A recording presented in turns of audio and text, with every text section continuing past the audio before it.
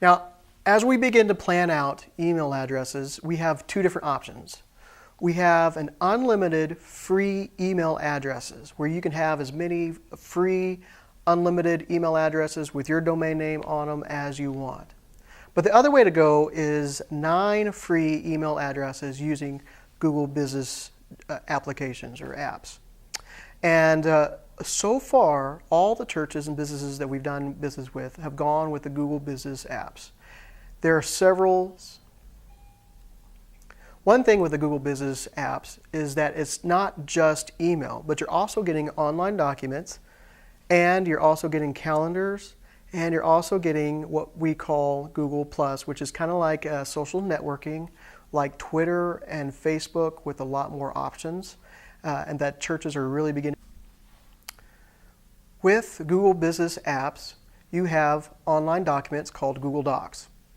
This is tied in to your domain name. So imagine that you want a list of all the children's workers that have been approved by the background checks. So they've already had their background checks done, and we need a list of them that stays current.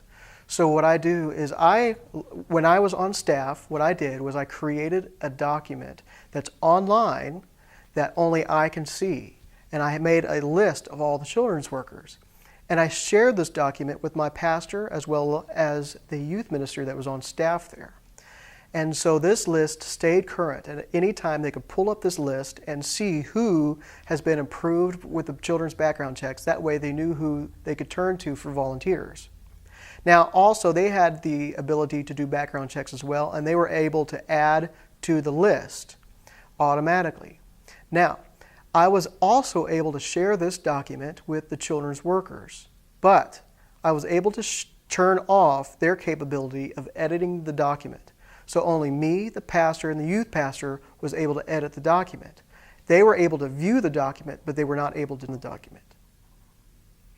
Another thing that we did with the Google Business apps was with the calendars. This is a key essential. One of the things I was able to do was have my own personal calendar within the Google Business apps. And so I was able to share my calendar with my wife through her Gmail account. That way she was able to see my calendar. I was also able to see hers. That way when we planned events, we didn't plan anything that overlapped. I was able to see everything that was on her agenda, and she was able to see everything that was on mine. That way she knew what was going on for me that day, and we're able to plan events accordingly. But also I had another calendar called Music, and I shared this music calendar with the pastor. That way when the pastor was wanting to plan events, he was able to look at my calendar from a month out, 2 months out, to several years out. He was able to see everything that I had going on, so that when he planned events, nothing overlapped. And so if you broaden this, you have the youth pastor, the children's workers, you have the senior pastor, you have the music. All these calendars are being shared into one calendar. Each one of them looks different, so that way you know which one's music, you know which one's education, you know which one's youth, and they're all centrally located in one place. That way you can sit down, open up your calendar. When the church secretary, these calendars were also shared with our church secretary. The church secretary was able to open up her calendar, and when somebody called, they said, "Hey, I need to know if if the fellowship hall is available for such and such date." She would be able to look at the calendar, see all the events that are planned out, and be able to tell them whether the fellowship hall was reserved for that time. That was a nice. Now, I know I said that with Google Business apps, you get 9 free email addresses, but that's actually not true. You get 9 free users into the Google Business apps. You can have unlimited email addresses, but only 9 users. For example, let's say Pastor Tim at Faith has an email address with tim@faith.com. But let's say he also wants another email address that says pastor@faith.com.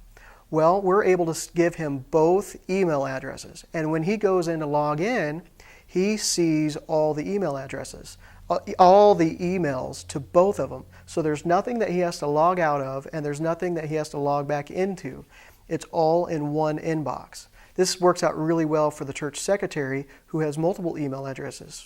For example, if Cindy has her own email address, cindy@faith.com, she also can have faith@faith.com. She also can have info@faith.com. And you could put info, if for more information about something, email us at info@faith.com. And this shows up into Cindy's inbox. So when Cindy gets there in the morning, she pulls up her inbox and she's reading all the emails. There's nothing new for her to log out. And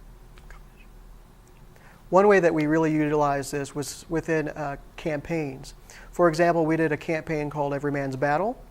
And within the bulletin, we said, for more information, if you want to continue this discussion with somebody, email us at men@faith.com. What this does was it allowed them to send anonymous, confidential emails to this email address to keep the conversation going that was private and secure. The emails were sent not to the secretary, but they were actually sent to the pastor. Same thing could be done if you have, if you want more information about the music program, email us. This really came in handy when I was at Faith, because what I did was I had Brian@faith.com, but I also had music@faith.com and media@faith.com. Now, a lot of the online websites out there where you can order materials, you have to have an email address tied to the account. So when I logged into sermonspice.com, I would use media@faith.com to log in. And the reason why I did that was because if ever came a day when I left, I would be able to transfer that account to somebody else without using my Brian@faith.com. So when the day came when I left, I transferred that email address, media@faith.com, to another person, and that person was able to access my Sermon Spice account, and nothing was lost. Or when a new staff member came on, they were able to have access to things that otherwise would typically leave with the last staff member. That way, everything that was purchased, everything that was done, was able to be used. Another thing that you can do with your Google Business account is that you can set up groups. For example, we had a group called staff@faith.com. And anytime you sent an email to staff@faith.com, it went to all the staff members. Now, we also set it up so that only staff members can send emails to staff. Here's the reason. When we created the business account, the Google document to share the approved children's workers, I shared that not with all the staff members individually. I shared it to the group, staff@faith.com. And when the youth minister left, I removed him from the group. And then when a new youth minister came in, I added him to the group. And when I added him to the group, that document automatically appeared into his Google Docs. Now, if I were to have shared that with each individual within the group, then I would have to go back and find all those documents that a staff member needs and reshare that with each individual. But because I shared it with the group, I removed the old youth minister from the group, and then I added the new youth minister into the group. And all the old emails that the old youth minister had was deleted and stayed confidential with that youth minister. When the new youth minister showed up, I added him to the group and all these documents, and also all the calendars that were shared to staff@faith.com.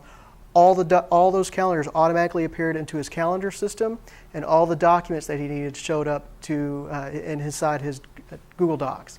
Also, all the emails that were previously sent to the old staff member but was shared with staff@faith.com automatically appeared inside his inbox. That way it kept him informed and gave him all the resources he needed.